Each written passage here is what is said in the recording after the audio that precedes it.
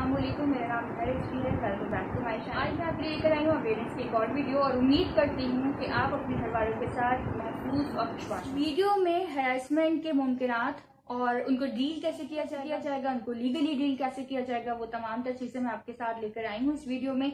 Video को and तक देखिएगा, यकीनन ये आप सबके लिए बहुत यूजफुल। वीडियो पसंद आती है तो उसको लाइक कीजिएगा और चैनल को सब्सक्राइब। सबसे पहले तो हमें जानने की जरूरत यह है कि सेक्सुअल हैरेसमेंट होती ऐसा टॉपिक जिसपे लोग अमूमन बात करना पसंद नहीं करते और बात करने में हिचकिचाते हैं, या शायद उनको ऐसा कोई शख्स नहीं मिलता जिससे वो ये तमाम तर चीजें, अगर उनके साथ इस तरह का कोई वाकया हो रहा है तो वो उसको शेयर करे। ऐसा भरोसेमंद शख्स जो उनकी बात को सुने, समझे और उसके बाद हिमायत दे। तो इस वीडियो में आपको इंसिडेंट रिपोर्ट कैसे करना है, खुद को मेंटली प्रिपेयर कैसे करना है, उसको डील कैसे करना है, अपनी फाइट कैसे लड़नी है, वो तमाम तर चीजें आपको कब क्या कैसे करना है मौजूद है। स्टार्ट करते हैं। सबसे पहले तो हमें ये जानने की जरूरत है कि हैरेसमेंट होती है हरकत या कोई भी ऐसा एक्ट जो सामने वाले के लिए अनवेलकम हो, प्लेजेंट ना, अखलाकी तौर से गिरा हुआ हो। ठीक है, तो वो सब चीजें हैरेसमेंट के जुमरे में आती हैं। वो कोई ऐसी बात हो जिससे सामने वाला परेशान हो, या कोई ऐसी हरकत होगी जिसके बिना पर उसको लगे कि ये चीज सही नहीं हो रही है। हैरेसमेंट जबानी तौर पे भी हो सकती है। हैरेसमेंट किसी को धमकाना, किसी को जिनसी तौर पे हरासना भी किया जा सकता है। ये तमाम चीजें सबसे पहले तो हमें सिनेरियो में आइडेंटिफाई करना जरूरी है कि वाकई जो चीज हमें बुरी या अनवेलकम लग रही है वो वाकई चीज एग्जिस्ट करती है, यानी कि हमारा जो चीज हमने देखी, सुनी और समझी है या जो हमारे साथ पेश आई है वो वाकई वही चीज है। इसका इत्मीनान पहले अच्छी तरीके से कर लीजिए। ऐसा ना हो कि जब आप किसी चीज को बोलने जा रहे हो, समझने या दूसरों से किसी से डिस्कस करने जा रहे हो वो चीज गलत निकले। या ऐसा तो नहीं कि मैं किसी को बोलूं तो ये ना हो कि मेरी तरफ से कोई गलती निकले। पहले इत्मीनान कर लीजिए कि आप हक पर खड़े। ज्यादा जो हैरेसमेंट के केसेस आते हैं वो आते हैं ऑफिसेस में, कॉलेजेस में और या सफर खवातीन के साथ खासकर सबसे ज्यादा वर्क प्लेस पे इस तरह की चीजें चाहती, क्योंकि आपको पता है भांत भांत के लोग, हर तरह के लोग वहां पे मौजूद होते हैं ऑफिस में, और हमें नहीं पता कि किसकी कितनी अच्छी इस हवाले से तरबियत की गई है, कौन कितना अच्छा इस हवाले से अपने अखलाक में है, किसको अपनी लिमिट्स पता है। या कंपनीज में बाकायदा हैरेसमेंट के लिए पॉलिसीज रिपोर्ट करने के लिए एक बार हिम्मत कर लेते हैं, वो बात बोलने की हिम्मत कर सकते हैं, तो आगे फाइट करने की हिम्मत आप में खुद ब खुद आ जाएगी।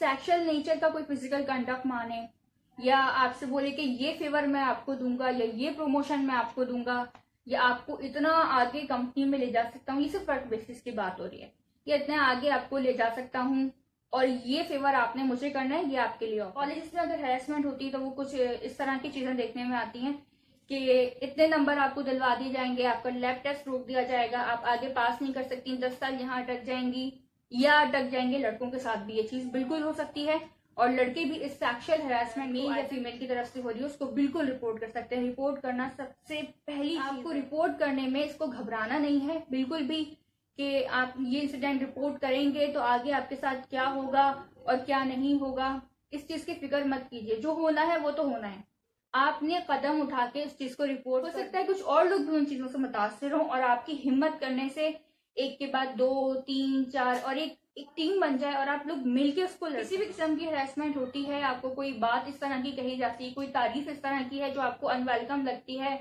आपको लगता है कि नहीं ये चीज नॉर्मल नहीं है, थोड़ा सा हटकर है, आपका दिमाग क्लिक किया और आपने कहा कि नहीं ये चीज नहीं होनी चाहिए, चले आपने एक बार टॉलरेट कर लिया, उसके बाद क्या होगा वो चीज बार बार थोड़ा थोड़ा करके बढ़ना शुरू हो जाएगी और फिर वो एक ऐसे लेवल पे आ जाएगी जहां आपको हैंडल करना मसला हो जाएगा। आपको लोग कहेंगे कि शायद आपकी भी इन्वॉल्वमेंट थी, अब आप क्यों यहाँ पे शिकायत कर रहे हैं या कर रहे हैं। पहले आपको अपनी चीजों को बिल्कुल क्लियर रखना है और इंसिडेंट का कोई भी evidence, either it's a text, voice documentary और वीडियो डॉक्यूमेंट्री या किसी किस्म का कोई रिटर्न में है, कोई भी रिसोर्स है जिसके थ्रू ये चीजें हो रही हैं, या ऐसा भी हो सकता है कि आप कॉलेज, स्कूल या वर्क प्लेस पर हैं और वहां पे सीसीटीवी कैमरा हों जो उसको कैप्चर कर सकते हैं, तो you must have noted the date and time. उसको रिपोर्ट करें तो आपको एविडेंस भी पेश करने की जरूरत ना हो, इंक्वायरी टीम बैठे तो वो इन सब चीजों को निकाले, फाइंड आउट करे और उस पर कोई अगर कहीं पे आपकी मर्जी इन्वॉल्वमेंट हो गई तो वो केस आपका वहीं का वहीं। पाकिस्तानी हैरेसमेंट लॉ सबसेक्शन 4 के अंडर में इस चीज को बिल्कुल वर्क प्लेसेस पे डील किया जाता है।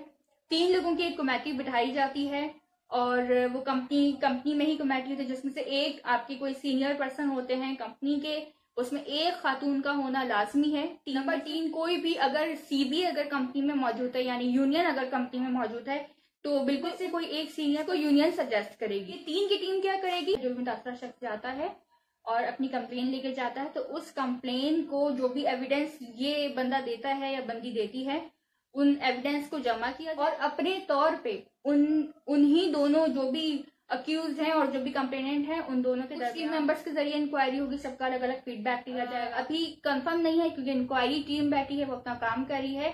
उस शख्स को फौरी तौर पे नोटिस दिया जाता है, उसको बुला के भी बताया जाता है और 7 दिन के अंदर अंदर अपना जवाब यहाँ पे दाखिल क्या रद्द अमल है, हमें आपकी तरफ की भी कहानी सुननी, क्योंकि वन साइडेड स्टोरी कभी भी कानून इसके हक में नहीं होता कि किसी ने कंप्लेन की और जी फौरन उस पर एक्शन हो गया, ऐसा नहीं है। हो सकता है जो कंप्लेन कर रहा है वही शख्स गलत कंप्लेन कर रहा हो, तो दोनों पार्टीज को सुनना बहुत लाजमी है। अगर तो मुतासर शख्स की कंप्लेन के अगेंस्ट वो अक्यूज किसी भी तरह से गिल्टी पाया जाता है, वो इल्जाम साबित हो जाते हैं, इंक्वायरी टीम उसको गिल्टी मानती है, तो उस पर 2 तरह की पेनल्टीज हो सकती है, minor penalties and major penalty. Minor यानी कि कम से कम सजा क्या हो सकती है, कम सजा उसकी ये हो सकती है कि अगर तो कोई प्रमोशन मिल रहा है, कोई इंक्रीमेंट अगर उसका लगाया जा रहा है कंपनी की तरफ से उसकी कारकर्दगी के नतीजे में, और बैकएंड पे वो ये सारी चीजें कर रहा है, इस चीज को जब हकीकत जान जाती है, इंक्वायरी टीम उनको कंफर्म कर देती है, तो उसके ना इंक्रीमेंट लगेगा और ना ही उसका किसी किस्म का प्रमोशन होगा। और इसके साथ साथ नंबर 2 ये हो सकता है कि उसको जॉब से स्टॉप कर दिया जाए with holding the specific period, वो कुछ दिन के लिए अपनी जॉब पे स्टॉप हो जाएगा। कहते हैं मेजर पेनल्टीज की। मेजर पेनल्टीज क्या सकती हैं, नंबर 1, अगर तो उसका कोई प्रमोशन हो रहा है तो वो डिमोशन हो जाएगा। There can be a decrease in salary too, उसके कुछ अमाउंट शायद कम हो सकता है, इसके अंदर डिमोशन हो सकता है। जाहिर है जब कोई मैनेजर पोस्ट पे नहीं रहेगा, हेड पोस्ट पे या किसी बड़ी पोस्ट पर है बंदा अगर गया है और वो इस तरह की हरकत में मुलव्विस है, तो फिर वो उस पोजीशन से जब नीचे आएगा तो उसको दी जाएगी।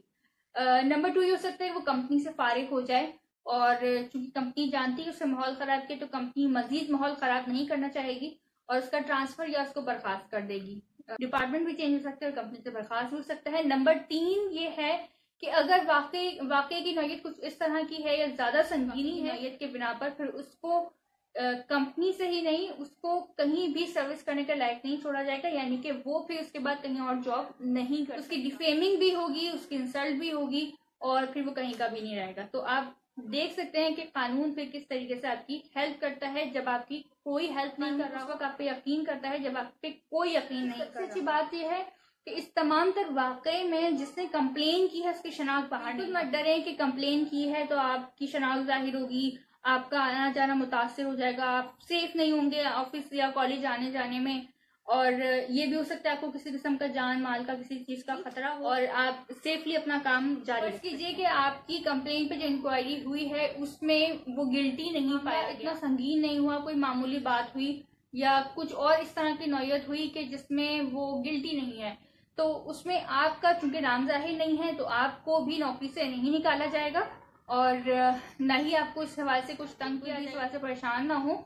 जो टीम है, जो इंक्वायरी टीम है, वो फिर आपको तो कोई नुकसान नहीं देगी, लेकिन हाँ फिर वो आप दोनों पे नजर जरूर रख कीजिए कि वो बंदा गिल्टी है, उस पे पेनल्टी भी लग चुकी है। अब उसके जाने के, निकालने के या उसके डिमोशन के बाद आपके साथ अगर आप किसी मेंटली टॉर्चर से गुजरे हैं तो उस मेंटली टॉर्चर के नतीजे में कंपनी आपको अपने मेडिकल खर्च पे आपकी काउंसलिंग वगैरह करवाएगी, और अगर किसी किस्म का सैलरी या किसी किस्म का और कोई नुकसान हुआ फाइनेंशियल, तो तमाम फाइनेंशियल लॉस भी आपके पूरे करें। यकीन रखिए कानून पे। इंसिडेंट रिपोर्ट करने से मत घबराइए। आपको मेरी वीडियो पसंद आ रही है और इस तरह की मजीद वीडियो चाहिए, या आप अगर इसी किस्म का कोई वाकया हमारे साथ शेयर करना चाहते हैं, या आप अपने साथ होने वाला कोई वाकया हमारी वीडियो में शामिल करवाना चाहते हैं, तो बिल्कुल हमसे राब्ता कर सकते हैं। नेक्स्ट वीडियो में मैं आपको बताने वाली हूँ कि अगर कोई शख्स आपकी बिला वजह की बेइज्जती करता है तो उस पर हमारा कानून क्या कहता है। अपना बहुत ख्याल रखिए। वीडियो पसंद आई है लाइक और शेयर जरूर कर दीजिएगा।